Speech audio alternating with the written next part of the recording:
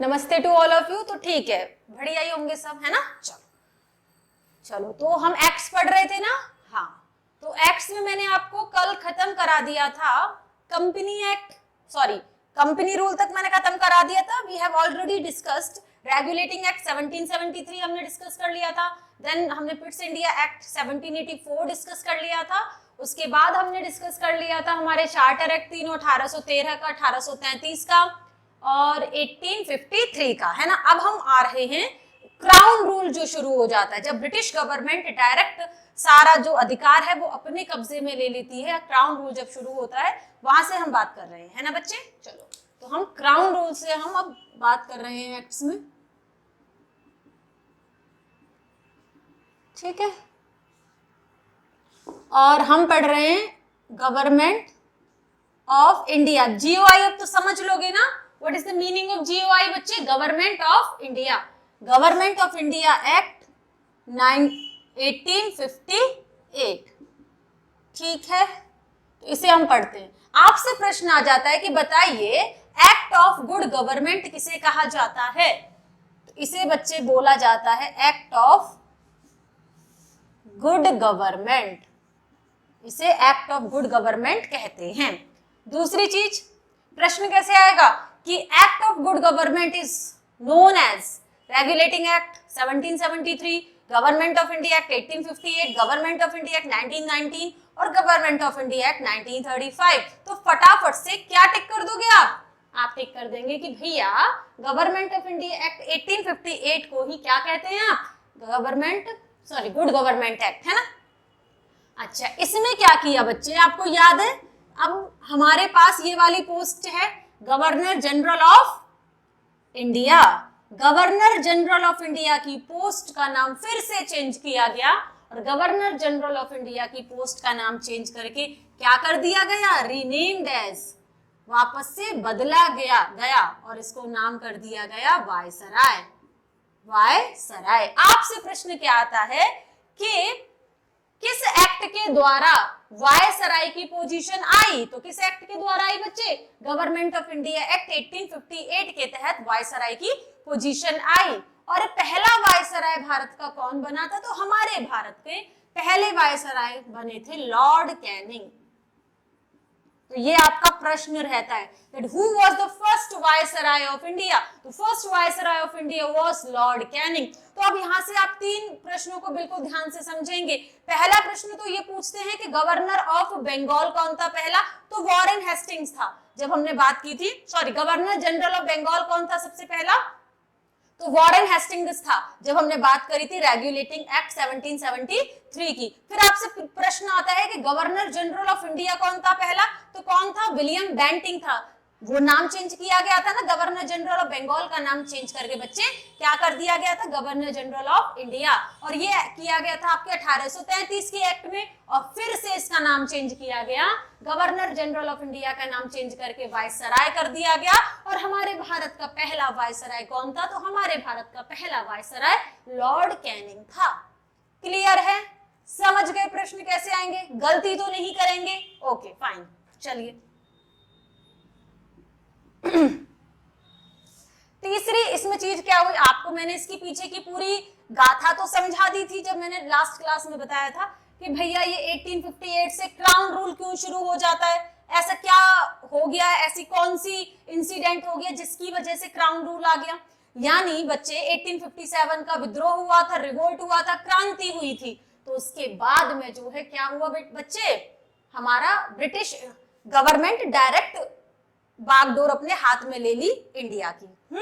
तो यानी मैं सिंपल भाषा में इसे कह दूं तो मैं ये कह सकती हूं क्या कि इसमें ईस्ट इंडिया कंपनी से सारी पावर्स किसमें ट्रांसफर कर दी गई, ब्रिटिश गवर्नमेंट में। ठीक है, तो इस एक्ट के तहत क्या किया गया बच्चे, द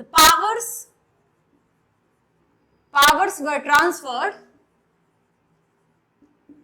सारी की सारी पावर ट्रांसफर कर दी गई from East India Company to British government. East India Company से ब्रिटिश गवर्नमेंट को सारी की सारी ताकतें, सारी की सारी पावर्स दे दी गई। क्लियर है बच्चों को, ठीक है। अगला इसमें एक नई, अच्छा अब आप जरा थोड़ा बैक में जाओ, मतलब आपको याद है पिट्स इंडिया एक्ट 1784, जहां पर बंगाल में डुअल गवर्नमेंट आ गई थी, है ना, कि भैया एक कोर्ट ऑफ डायरेक्टर होगा जो कंपनी के कमर्शियल मैटर्स पर निगरानी रखेगा और एक बोर्ड ऑफ कंट्रोल रहेगा जो कंपनी के एडमिनिस्ट्रेटिव या पॉलिटिकल मैटर्स पर निगरानी रखेगा। अब जब कंपनी ही नहीं रही, कंपनी के पास कोई पावर ही नहीं है, सारी पावर डायरेक्ट ब्रिटिश गवर्नमेंट के पास आ गई है, तो क्या इन दो बॉडीज की अब कोई आवश्यकता रह गई? Is there any need of these two bodies? बताओ जरा मुझे, क्या इन दो बॉडीज की कोई आवश्यकता रह गई? नहीं। क्यों? क्योंकि भाई ये तो कंपनी पर निगरानी रखने के लिए थी।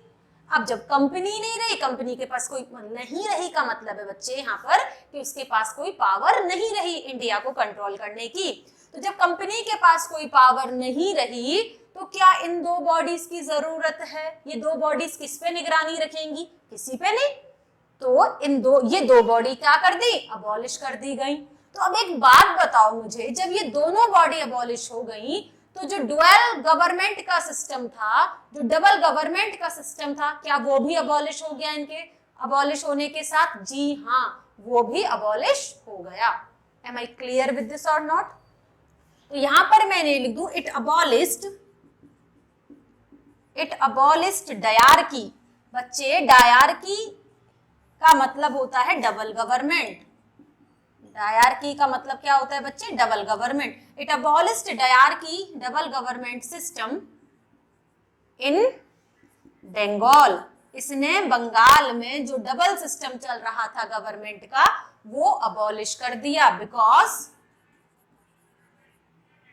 नाउ जो कोर्ट ऑफ डायरेक्टर्स बॉडी थी और एंड बोर्ड ऑफ कंट्रोल जो बॉडी थी, बोर्ड ऑफ कंट्रोल अबॉलिश्ड। ठीक है, तो बच्चों से कोई पूछ ले कि बताओ court of director and board of control किस एक्ट के द्वारा अबॉलिश कर दी गई? तो गवर्नमेंट ऑफ इंडिया एक्ट 1858। इतने तो हम अपने दिमाग से सोच सकते हैं ना कि जब कंपनी के पास कोई पावर नहीं है तो ये दो बॉडी की क्या आवश्यकता? अब जब ये दो बॉडी नहीं रही तो गवर्नमेंट में इन दो बॉडीज के बनने की वजह से ही डायरकी सिस्टम आया था, डबल गवर्नमेंट का सिस्टम आया था। जब ये दो बॉडी नहीं रही तो डबल गवर्नमेंट का सिस्टम भी समाप्त हो गया।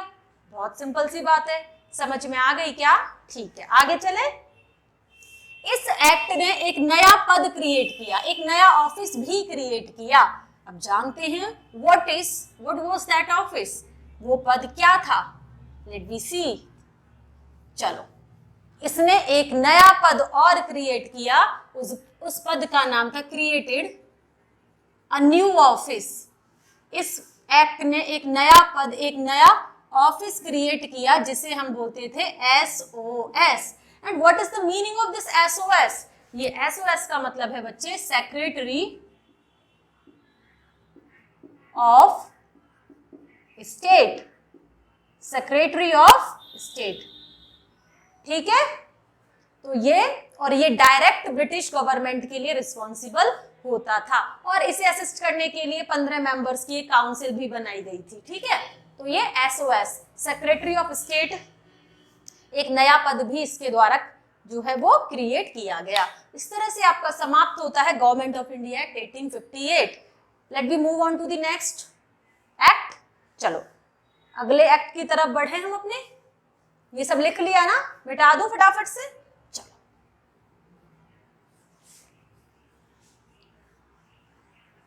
अब ज्यादा टाइम नहीं है, हमारी पॉलिटी होने ही वाली है फिनिश। आई थिंक 2 या 3 वीडियो, 3-4 वीडियो और हमारी पॉलिटी हो जाएगी समाप्त।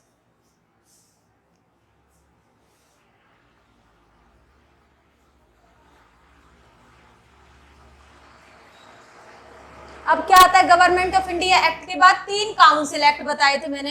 पूरा सिलेबस तो मैंने पहले लिखवा ही दिया था ना जब मैंने एक्ट शुरू किया था कि भैया हमारे पास 3 काउंसिल एक्ट और हैं। तो उसमें पहला काउंसिल एक्ट पढ़ेंगे इंडियन काउंसिल एक्ट 1861। CGL के लिए ज्यादा इंपॉर्टेंट ये है नहीं। CGL के लिए जो इंपॉर्टेंट है ना, जब मैं एक्ट सभी फिनिश करूंगी तो फटाफट से मैं बता दूंगी कि कौन से act CGL point of view से ज्यादा इंपॉर्टेंट है, जो आप बिल्कुल नहीं छोड़ सकते हैं, और कुछ ऐसे हैं कि छोड़ के चले भी जाओगे तो भी इतना फर्क नहीं पड़ेगा। प्रायोरिटी देते हैं हम, प्राथमिकता देते हैं वो। तो लेट वी सी, उसे थोड़ा सा वेट करें, मैं बता दूंगी अभी। तो इंडियन काउंसिल एक्ट 1861 को देखते हैं बच्चे। देखो, इंडियन काउंसिल एक्ट 1861, इसे बच्चे कहते हैं हम एक्ट ऑफ डिसेंट्रलाइजेशन। डिसेंट्रलाइजेशन को हिंदी में हम कहेंगे विकेंद्रीकरण। क्या बच्चों को कुछ याद आ रहा है? बताओ जरा मुझे, क्या याद आना चाहिए, है ना? चलो, याद ये आना चाहिए कि मैंने आपको बताया था कि एक एक्ट को कहा जाता है एक्ट ऑफ सेंट्रलाइजेशन। एंड कौन सा एक्ट था वो एक्ट ऑफ सेंट्रलाइजेशन? जरा बताओ मुझे, कौन सा एक्ट था वो एक्ट ऑफ सेंट्रलाइजेशन जिसे कहा गया? एक्ट ऑफ सेंट्रलाइजेशन बच्चे कहा गया था 1833 के एक्ट को। याद है बच्चों को? चार्टर एक्ट 1833 को एक्ट ऑफ सेंट्रलाइजेशन कहा गया था, क्योंकि बच्चे उसमें मद्रास और बॉम्बे के गवर्नर से कानून बनाने की शक्तियां, लेजिस्लेटिव पावर छीन ली गई और किसको दे दी गई थी? गवर्नर जनरल ऑफ इंडिया को। यानी राज्यों से ताकत छीनी जा रही है और केंद्र में ताकत दे दी जा रही है। तो केंद्रीयकरण हो रहा था, एक्ट ऑफ सेंट्रलाइजेशन हो रहा था। किस एक्ट को कहा गया था बच्चे? वो 1833 के एक्ट को। अब यहां पर जरा देखो, 1861 के एक्ट को बोला जा रहा है एक्ट ऑफ डिसेंट्रलाइजेशन। डिसेंट्रलाइजेशन, विकेंद्रीयकरण, यानी केंद्रीयकरण को हटाओ। अब कैसे बच्चे याद रख सकते हैं कि 1833 को एक्ट ऑफ सेंट्रलाइजेशन और 1861 के को एक्ट ऑफ डिसेंट्रलाइजेशन? तो बच्चे ऐसे याद रख सकते हैं। अब थोड़ा सा देखते हैं, 33 का डबल कितना होगा? 66, है ना? तो ऑलमोस्ट 61 डबल ही है। अरे यार, कंप्लीट मैथमेटिक्स मत लगाओ यहाँ पर, बिल्कुल परफेक्ट, थोड़ा अप्रोक्सीमेट में चलते हैं। तो 1833 है, ठीक है, तो 33 का ऑलमोस्ट डबल है ना 61, not the perfect one but the almost. तो ऑलमोस्ट डबल है, तो वैसे याद रख लेना 1833 और 33 का ऑलमोस्ट डबल 61। तो वो एक्ट ऑफ सेंट्रलाइजेशन था, ये एक्ट ऑफ डिसेंट्रलाइजेशन है। अब बच्चे सोच रहे होंगे कि why it is known as act of decentralisation, कि इसे एक्ट ऑफ डिसेंट्रलाइजेशन क्यों कहा गया भाई? तो अब बच्चों के दिमाग में फटाफट से आ रहा होगा, अच्छा ऐसा, अच्छा कैसा? वो देखो, देखो बच्चे, अब इसमें क्या कर दिया गया? वहां पर मद्रास और बॉम्बे से जो पावर्स छीनी गई थी, वो पावर्स उन्हें वापस दे दी गई कि भैया संभालो अपनी पावर्स वापस से, ठीक है? तो यहां पर क्या था बच्चे? जो लेजिस्लेटिव पावर्स थी of governor of Madras and Bombay were given to them। भाई 1833 में उनसे छीन ली थी वो power, governor general of India को दे दी थी, तो सेंट्रलाइजेशन हो गया। अब हमने क्या किया? वापस से उन्हें पावर दे दी कि आप अपने राज्यों के लिए अपना कानून बनाए। We do not have any kind of problem, हमें कोई आपत्ति नहीं है, ठीक है? तो क्या बोल दिया गया? जो छीना वो वापस दे दिया। तो जो सेंट्रलाइजेशन किया गया उसका उल्टा हो गया, डिसेंट्रलाइजेशन हो गया। तो बंगाल और बॉम्बे और मद्रास को के गवर्नर को उनकी लेजिस्लेटिव पावर, विधि बनाने की शक्तियां, कानून बनाने की शक्तियां उन्हें वापस कर दी गई। Am I clear with this और नॉट? चलिए, अच्छा, अब क्या बच्चों को याद है कि इससे पुराना वाला जो एक्ट था, पुराना वाला मतलब इससे पीछे वाला जो एक्ट था, 1853 ने एक नई लेजिस्लेटिव काउंसिल बनाई थी। याद है ना बच्चों को? नई लेजिस्लेटिव काउंसिल बनाई थी इंडियन लेवल पर, जिसे हमने बोला था सेंट्रल लेजिस्लेटिव काउंसिल और इंपीरियल लेजिस्लेटिव काउंसिल। तो उस काउंसिल में पहली बार इस एक्ट के तहत इंडियंस को जोड़ा गया। यानी मैं आसान शब्दों में कह दूं तो इस एक्ट के द्वारा पहली बार भारतीयों को लॉ मेकिंग प्रोसेस में जोड़ा गया। It was the first time that Indian were given the right to associate with the law making process। ठीक है, तो क्या मैं लिख दूं बताओ कि first time Indians were associated with law making process।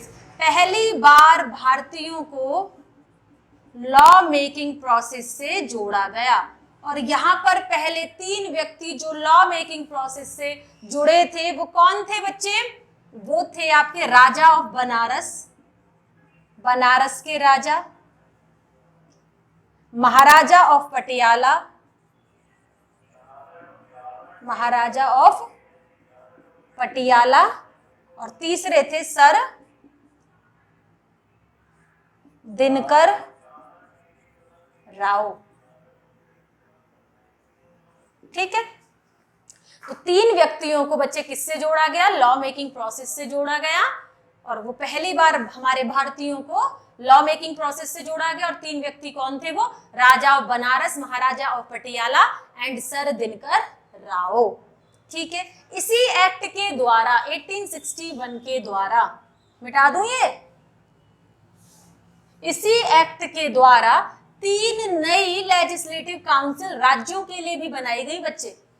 इसी एक्ट के द्वारा 3 न्यू लेजिस्लेटिव काउंसिल बनाई गई।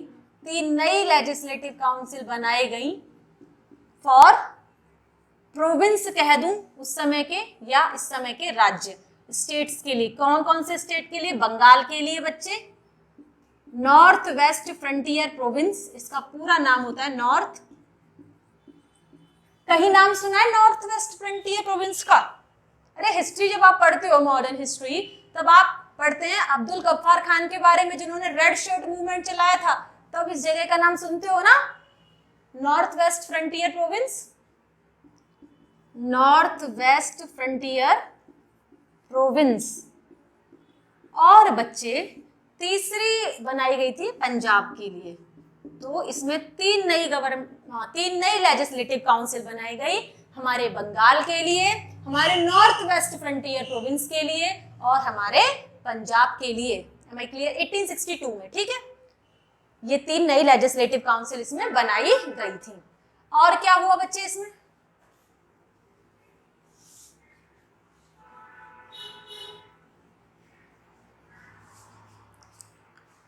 जो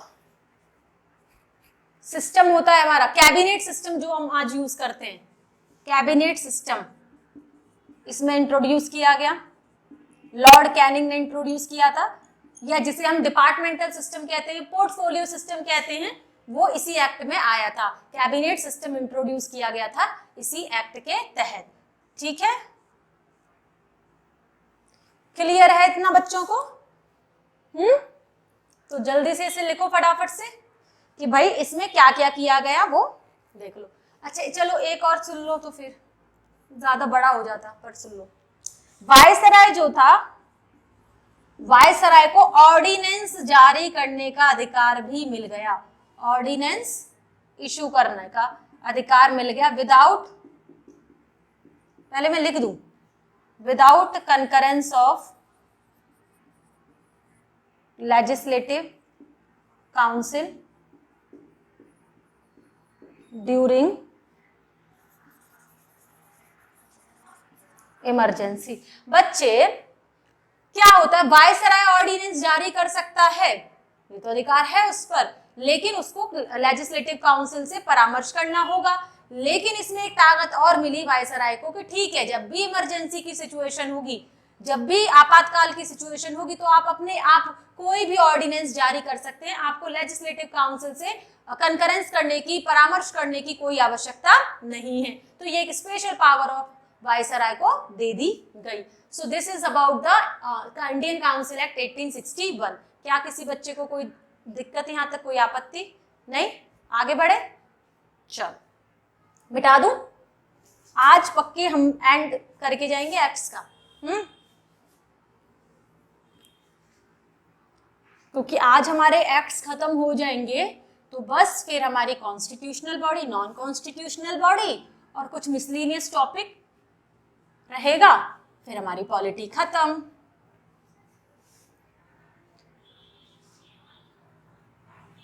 चलो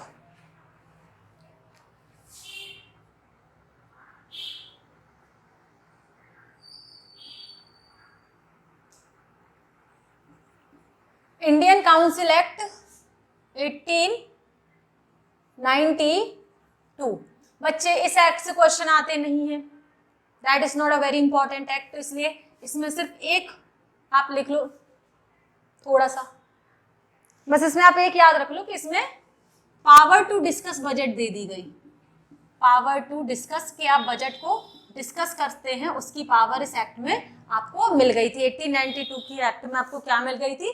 power to discuss budget, budget को डिस्कस करने की पावर हमें मिल गई थी, बस उतना ही याद रखोगे। This act is not so important specially for CGL, ठीक है, और इवन और किसी भी एग्जाम के लिए उतना इम्पोर्टेंट नहीं है बच्चे।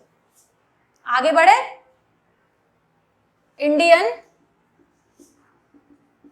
Council act 1909, this is supposed to be one of the important act, that is why इसीलिए मैं यहाँ पर एक 4 सितारे से मार्क कर रही हूँ, ठीक है।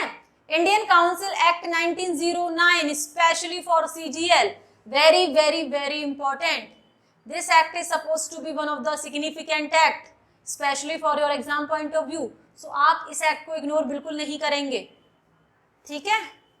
इसमें पता क्या पूछ लेते हैं कि बता दो मॉर्ले मिंटो रिफॉर्म किसे कहते हैं, इसी एक्ट को कहा जाता है। इस एक्ट को और किस नाम से जाना जाता है बच्चे? Also known as Morley Minto act. यही आपसे CGL में बार बार क्वेश्चन पूछे जाते हैं कि बताओ मॉर्ले मिंटो एक्ट या रिफॉर्म किसे कहते हैं, कुछ भी लिख लो, मॉर्ले मिंटो एक्ट लिख लो या मॉर्ले मिंटो रिफॉर्म, कुछ भी लिख लो कि मॉर्ले मिंटो रिफॉर्म या मॉर्ले मिंटो एक्ट किस एक्ट को कहा जाता है। This is suppose to be one of the most important act, ठीक है। तो ये हाँ क्या बोल रही थी मैं, क्वेश्चन बोल रही थी ना, हाँ। तो मॉर्ले मिंटो रिफॉर्म या मॉर्ले मिंटो एक्ट किस एक्ट को कहा जाता है? तो बच्चे ये इंडियन काउंसिल एक्ट 1909 को कहा जाता है। आपके ऑप्शन इस प्रकार होंगे, क्वेश्चन रहेगा आपका Morley Minto reform also known as Indian council act 1909, Indian council act 1892, government of India act 1919, government of India act 1935। तो फटाफट से किस पर टिक कर दोगे बच्चे? तो फटाफट से बच्चे किस पर टिक कर देंगे कि भाई मॉर्ले मिंटो रिफॉर्म किसको कहते हैं? इंडियन काउंसिल एक्ट 1909 को कहा जाता है, ठीक है। इसके फीचर बहुत हैं बट लेकिन मैं यहाँ पर आपको सिर्फ महत्वपूर्ण फीचर्स ही बता रही हूँ, ठीक है। आज मैं थोड़ा जल्दी सोच रही हूँ, जल्दी करा दूँ ये फिनिश ताकि हमारे एक्ट्स हो जाए। चलो अच्छा, अब आपसे इसमें बहुत इंपॉर्टेंट क्वेश्चन है, इसने इंट्रोड्यूस किया कम्युनल रिप्रेजेंटेशन। इसने कम्युनल मतलब सांप्रदायिक होता है ना, तो कम्युनल रिप्रेजेंटेशन इसने इंट्रोड्यूस कर दिया by giving separate electorate to Muslims. जरा समझो भाई ये क्या बात है।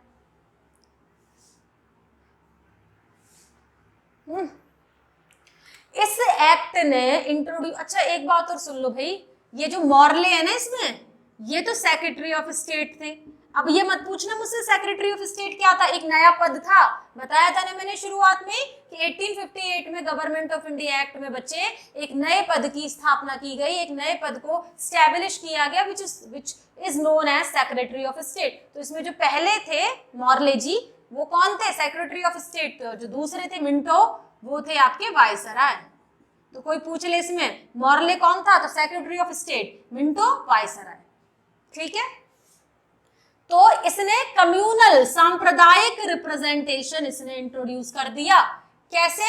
सेपरेट इलेक्टोरेट देकर किसको? मुस्लिम्स को। अब बच्चे सोच रहे होंगे क्या मतलब है भाई इसका, सेपरेट इलेक्टोरेट मतलब? तो मतलब समझो, सेपरेट इलेक्टोरेट का मतलब है कि मुस्लिम अगर कोई खड़ा होगा तो उसको, मतलब खड़ा होगा इन द सेंस किसी भी इलेक्शन में, तो उसको वोट करने का अधिकार यानी मुस्लिम को चुनने का अधिकार केवल और केवल मुस्लिम्स का ही होगा। This is suppose to be called separate electorate. Separate मतलब अलग से, इलेक्टोरेट कि भाई यदि मुस्लिम व्यक्ति कोई किसी भी पद के लिए अगर वो खड़ा होता है तो उसके लिए वोट केवल और केवल मुस्लिम कम्युनिटी ही करेगी। तो that is the meaning of separate electorate. और इसकी वजह से इंडिया में क्या आया? कम्युनल रिप्रेजेंटेशन, एक सांप्रदायिक प्रतिनिधित्व जैसी चीज का जन्म हुआ। सांप्रदायिकता ही हो गई कि भाई मुस्लिम के लिए केवल मुस्लिम वोट कर रहे हैं, तो कम्युनलिज्म तो बढ़ा। समझ गए क्या बच्चे कि what is the meaning of separate electorate and what is the meaning of communal representation? That is why, इसीलिए मिंटो को कहा जाता है father of communal electorate in India. ठीक है, इसीलिए मिंटो को बच्चे क्या कहा जाता है? Father of communal electorate in India. तो बच्चे टिक कर देंगे ना फटाफट से, क्योंकि इसी के पीरियड में ऐसा आया था। ठीक है, चलो इसमें एक और याद रखो, क्योंकि वो तो आपका एक मिसलिनियस क्वेश्चन भी बन जाएगा अलग से, एक्ट से भी ना पूछे तो वो तो वैसे भी आपको पता होना चाहिए। ये मिटा दूं? ठीक है।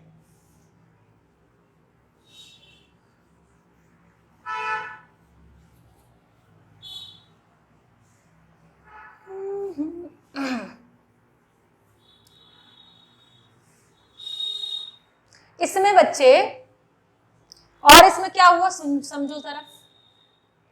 इसमें पहली बार फॉर द फर्स्ट टाइम किसी भारतीय को, इंडियन को वॉज एसोसिएट किया गया with governor generals executive council. इसमें पहली बार गवर्नर जनरल की दो होती थी ना काउंसिल, एक तो लेजिस्लेटिव काम अलग कर दिया गया था और उसको इम्प्लीमेंट कराने का काम, कानूनों को वो अलग कर दिया गया था। तो गवर्नर जनरल की जो एग्जीक्यूटिव काउंसिल थी उसमें पहली बार किसी भारतीय को जगह मिली थी, और वो कौन थे बच्चे? हमारे सत्येंद्र प्रसाद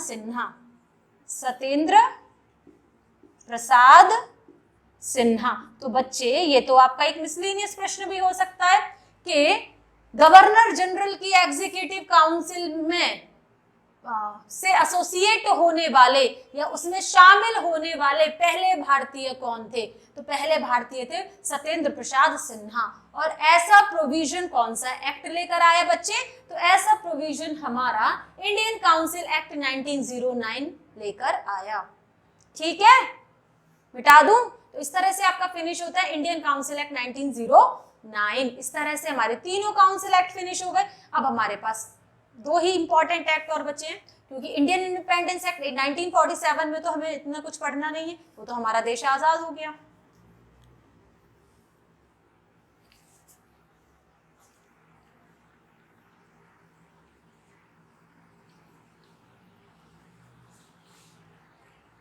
अब आ जाओ आप गवर्नमेंट ऑफ इंडिया एक्ट 1919 पर।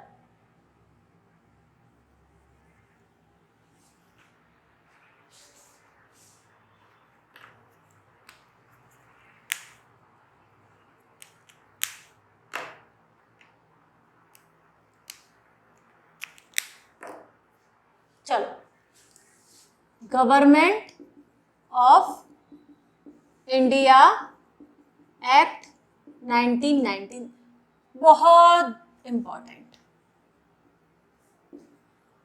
Specially from the point of view of CGL, very very important बच्चे। इसको कहा जाता है also known as Montagu Chelmsford reforms.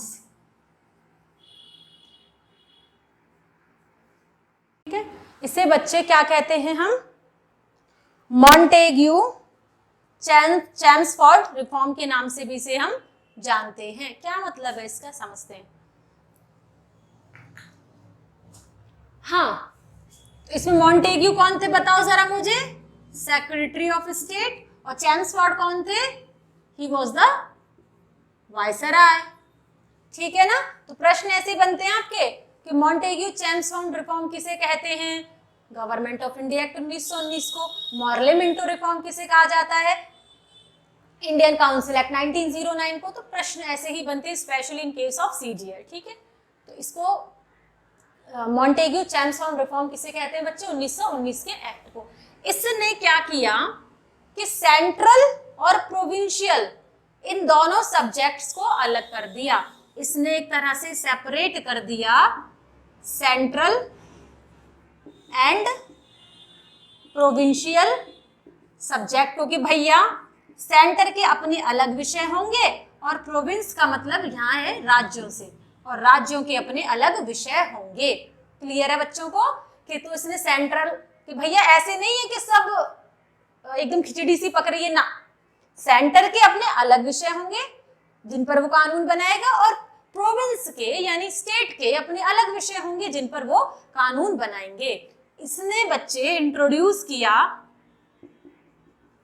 Dyarchy, बच्चे इसने इंट्रोड्यूस कर दी डायरकी। डायरकी तो बच्चे समझते हैं ना, क्या होता है बताओ जरा मुझे डायरकी, डुअल गवर्नमेंट, दोहरा शासन या डबल सिस्टम ऑफ गवर्नमेंट। तो डायरकी इंट्रोड्यूस किया इन प्रोविंस में, राज्यों में इन्होंने इसने double system of government introduce किया।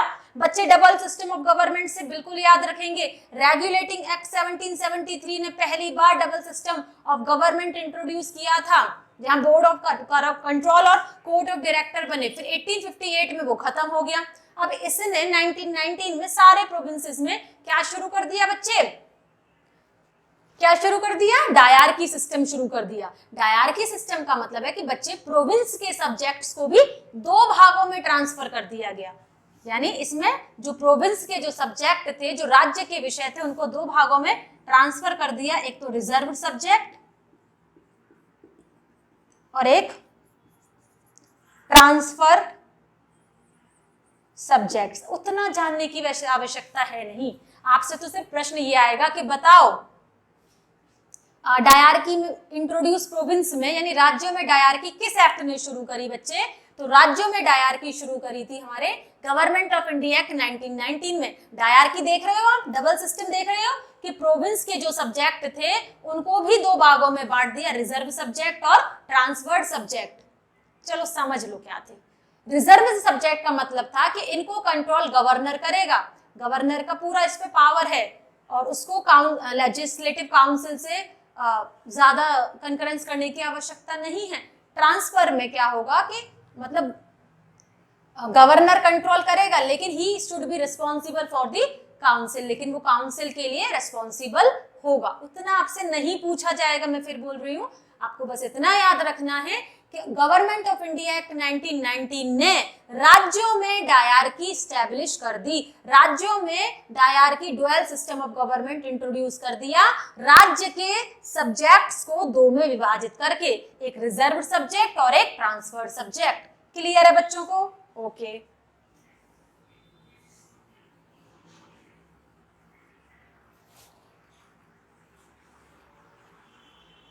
अच्छा,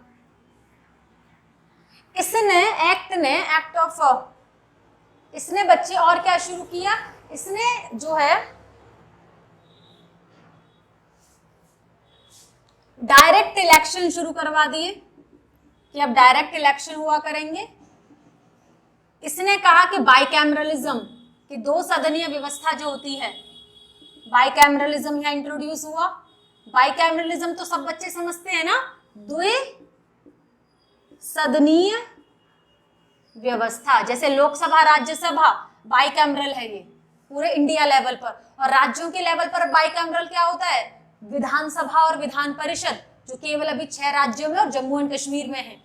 ठीक है, तो बाइकैमरलिज्म का कंसेप्ट इसने इंट्रोड्यूस किया, डायरेक्ट इलेक्शन का कंसेप्ट इसने इंट्रोड्यूस किया गवर्नमेंट ऑफ इंडिया एक्ट 1919 ने। और इसने क्या किया जो सेपरेट इलेक्टोरेट था उसे एक्सटेंड और कर दिया और उसे बढ़ा दिया। भाई अभी तक तो केवल सेपरेट इलेक्टोरेट 1909 के तहत हमारे देश में मुस्लिम्स को मिला हुआ था, लेकिन इसने सेपरेट इलेक्टोरेट और लोगों को दे दिया। किन किन को और दे दिया? यूरोपियंस को दे दिया, इंडो यूरोपियंस को, एंग्लो इंडियंस को दे दिया, क्रिश्चियंस को दे दिया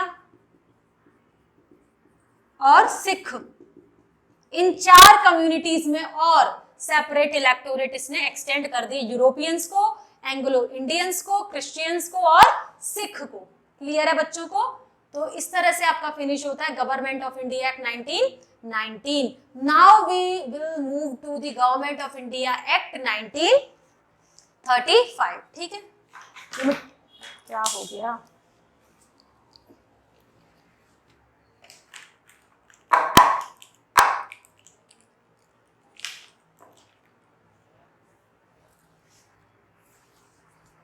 ठीक है बच्चों, किस किस को मिल गया यहां पर? यूरोपियंस को, एंग्लो इंडियंस को, क्रिश्चियंस को और सिख को। हालांकि इसमें और भी प्रोविजंस हैं पर वो पूछे नहीं जाते हैं, इसलिए मैं नहीं बता रही कि भाई इसमें सेंट्रल पब्लिक सर्विस कमीशन बन गई 1926 में इसी एक्ट के तहत। ठीक है, ये सारे। अब बच्चे आता है आपका government of India act, government of India act 1935। ये भी बहुत इंपॉर्टेंट है आपके लिए। Government of India act 1935। चलो इसका बैकग्राउंड समझ ही लेते हैं, वैसे तो आप हिस्ट्री में पढ़ लेंगे पर चलो समझ लेते हैं। क्या बच्चों को याद है साइमन कमीशन? तो बच्चे एक कमीशन आई थी साइमन कमीशन, और साइमन कमीशन में 7 मेंबर थे और पुरजोर इसका विरोध किया गया था हमारे भारत में। साइमन वापस जाओ, साइमन गो बैक। और क्यों? क्योंकि इसमें सातों के सातों जो मेंबर थे, सातों के सातों अंग्रेज थे, यानी व्हाइट पर्सन्स थे, इंडियंस इसमें नहीं थे। दैट इज वाई इसको हमने बाइकआउट किया था और इसी में लाठी चार्ज के दौरान हमारे लाला लाजपत राय जी की मृत्यु भी हो गई थी, है ना। तो साइमन कमीशन जो थी बच्चे वो 1927 में मैं कहूंगी, ठीक है, भारत आई। और ये साइमन कमीशन बिठाई क्यों गई थी पहले समझो जरा। ये साइमन कमीशन बिठाई गई थी जो गवर्नमेंट ऑफ इंडिया एक्ट 1919 है उसको रिव्यू करने के लिए, उसको रिव्यू करने के लिए हमारी मतलब ये साइमन कमीशन जो है वो बिठाई गई थी। अब साइमन कमीशन ने अपनी रिपोर्ट सौंपी होगी, जो भी था साइमन कमीशन ने अपनी रिपोर्ट सौंपी। समझ पा रहे हो? गवर्नमेंट ऑफ इंडिया एक्ट 1919 को रिव्यू करने के लिए कि उसमें कोई सुधार की आवश्यकता है कि नहीं, उसको रिव्यू करने के लिए एक कमीशन बैठी थी, that is called Simon commission. तो इसने अपनी रिपोर्ट सौंपी, इसने अपनी रिपोर्ट्स सौंपी और इन रिपोर्ट्स को की चर्चा की गई थी राउंड टेबल कॉन्फ्रेंस में। राउंड टेबल कॉन्फ्रेंस, ये आप मॉडर्न हिस्ट्री में पूरा डिटेल में पढ़ोगे। राउंड 3 गोल, इसे हम हिंदी में बोलते हैं गोल मेज सम्मेलन।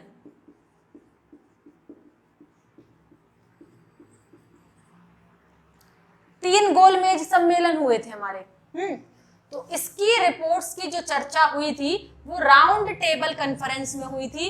3 जो गोल मेज सम्मेलन हुए थे उसमें, और इनका एक कंक्लूजन निकल कर आया था, इनका जो वर्डिक्ट आया निकल के, जो एंड रिजल्ट आया वो आया था एक व्हाइट पेपर। व्हाइट पेपर जिसमें कुछ प्रोविजंस दिए हुए थे, ठीक है, सफेद कागज, व्हाइट पेपर। और इस व्हाइट पेपर के आधार पर ही क्या तैयार किया गया? Government of India act 1935। तो अब आप गवर्नमेंट ऑफ इंडिया एक्ट 1935 का हिस्टोरिकल बैकग्राउंड समझ गए कि नहीं? कि भाई एक कमीशन बनी, साइमन कमीशन, जो इससे पहले वाला एक्ट था गवर्नमेंट ऑफ इंडिया एक्ट 1919, उसको रिव्यू करने के लिए बैठी थी।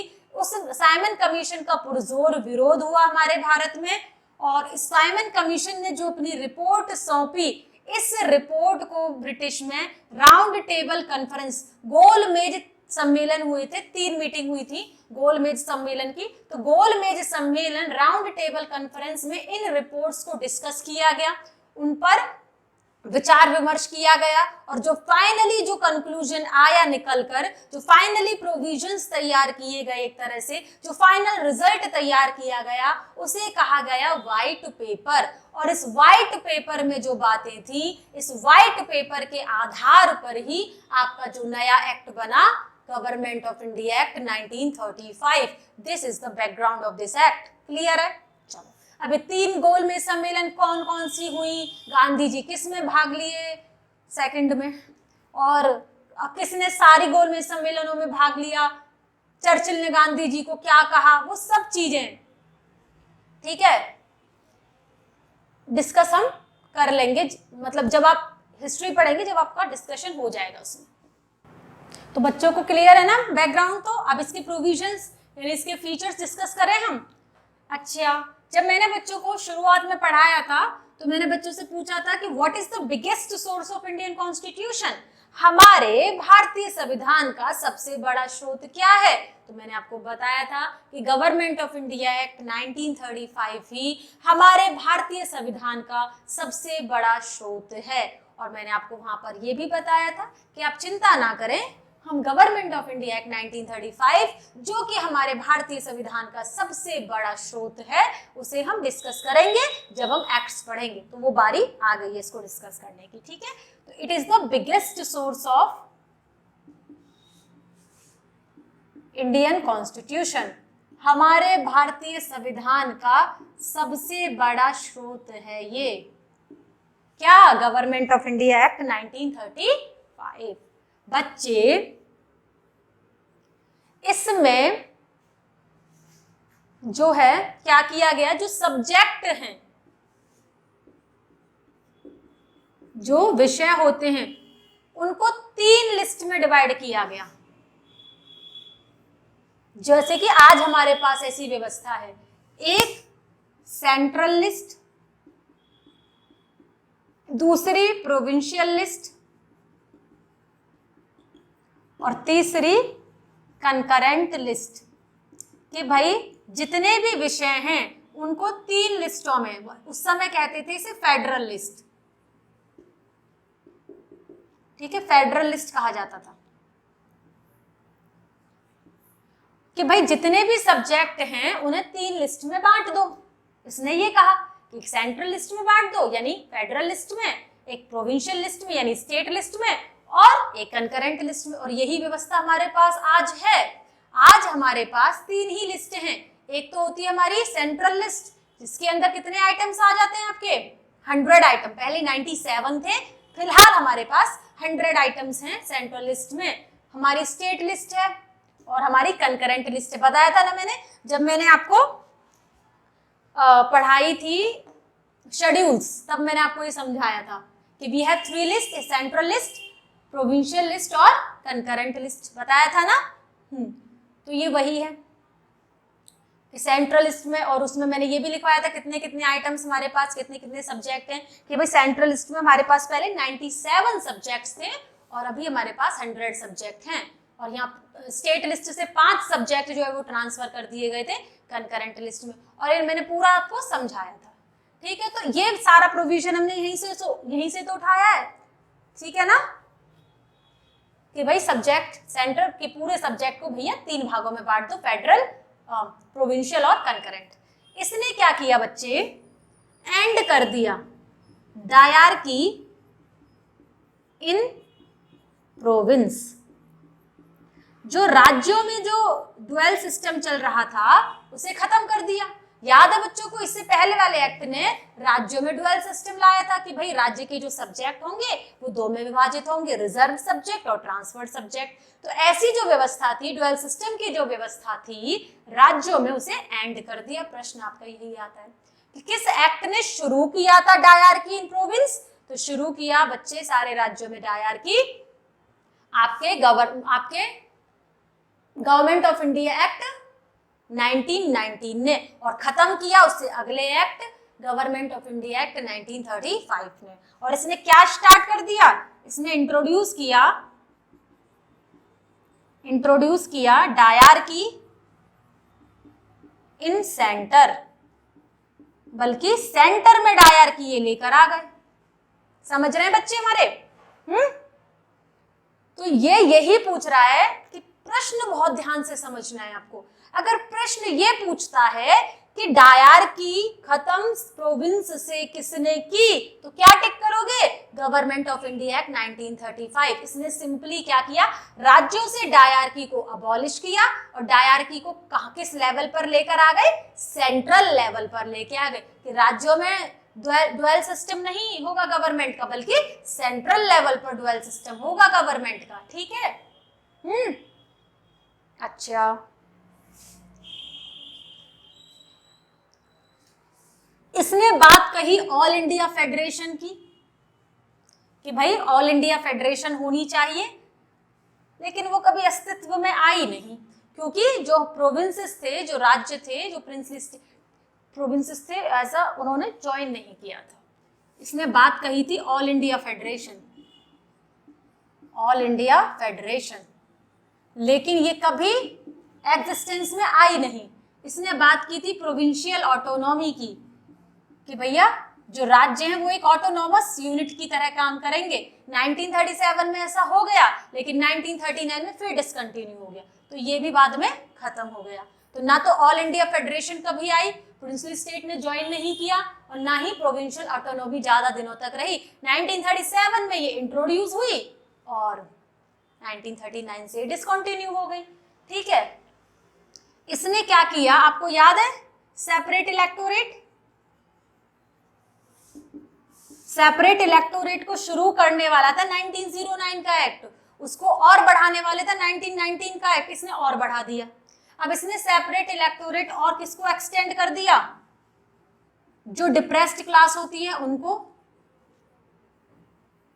वुमेन्स को और लेबर। ठीक है? तो डिप्रेस्ड क्लास, वुमेन और लेबर को इसने सेपरेट इलेक्टोरेट और एक्सटेंड कर दिया। ठीक है बच्चों? इसी एक्ट ने कहा कि